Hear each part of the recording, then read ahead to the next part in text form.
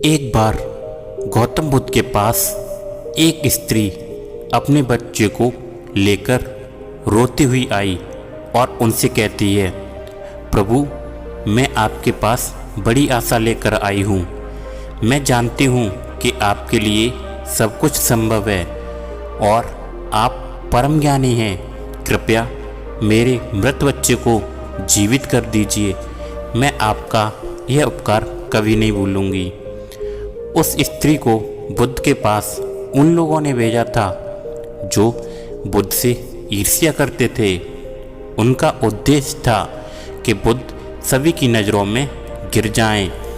उस स्त्री के पुत्र की मृत्यु वास्तव में हो गई थी, परंतु वह नहीं जानती थी कि उसका और उसके मृत पुत्र का इस्तेमाल बुद्ध को नीचा दिखाने के लिए किया जा रहा है।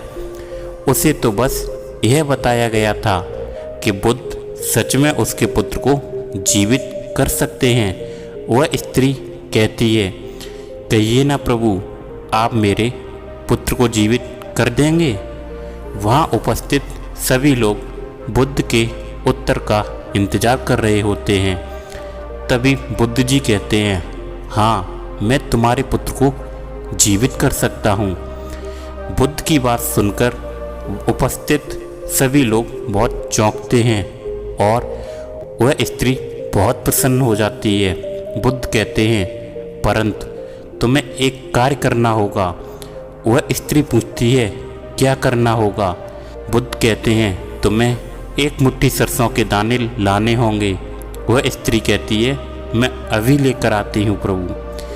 बुद्ध कहते हैं, लेकिन ध्यान रहे, दाने ऐसे घर से लाने हैं जहाँ कभी किसी की मृत्यु ना हुई हो।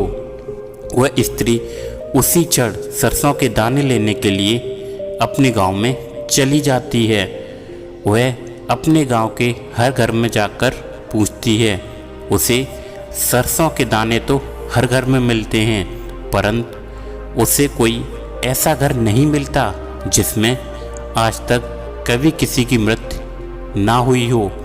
वह स्त्री समझ जाती है कि मृत्यु जीवन का एक ऐसा सत्य है जिससे कोई बदल नहीं सकता। वह स्त्री बुद्ध के पास आती है और कहती है, मैं इस बात को कहीं ना कहीं जानती तो थी, परंतु स्वीकार नहीं करना चाहती थी। आपने बिना कुछ कहे ही मुझे इस सत्य से अवगत करा दिया है। बुद्ध कहते हैं, जो जन्मा है उसकी मृत्यु निश्चित है और यही प्रकृति का नियम है। चाहे कोई सुंदर हो या कुरूप हो, बूढ़ा हो या जवान हो, मृत्यु सभी को आनी है। बुद्ध कहते हैं, ये संसार जिसे हम यथार्थ मानते हैं, यह दुख और पीड़ा का क्षणभंगुर खेल है। जो जन्मा है उसकी मृत्यु निश्चित है।